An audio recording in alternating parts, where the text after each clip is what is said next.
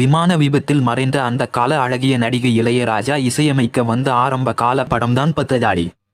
அந்த கால இயக்குநர்களில் புகழ் பெற்றவராக இருந்த ஏசி திருலோகச்சந்தர் இயக்கிய படம் இது.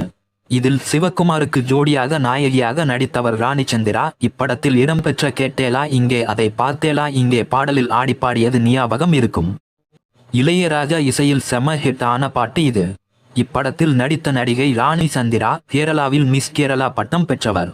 மிக அழகான நடிகை என்ற பெயர் பெற்றதால் 1960களில் இருந்து மலையாள படங்கள் மற்றும் தமிழ் படங்களில் நடித்தார்.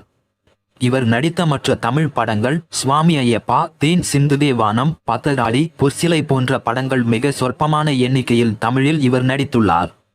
பத்ததாடி படத்தில் நடித்து கொண்டிருந்த காலத்தில் துபாயில் நடந்த கலை நிகழ்ச்சிக்கு ராணி சந்திரா மற்றும் அவரது அம்மா சகோதரிகள் சென்றுவிட்டு மும்பை வந்து சேர்ந்தனர். அங்கிருந்து சென்னை செல்லும் இந்தியன் ஏர்லைன்ஸ் விமானத்தில் ஏறியதும் அது கோளாறு என உடனடியாக பாம்பேயில் தரையிறக்கப்பட்டது. திரும்பவும் சரியாகிவிட்டது என அந்த பிளைட் புறப்பட்டிருக்கிறது. விமான நிலையத்திற்கு அருகிலேயே விபத்து ஏற்பட்டு அதில் சென்ற ராணி சந்திரா மற்றும் அவரது சகோதரிகள் அம்மா என அனைவரும் உடல் கருகி உயிரிழந்தனர்.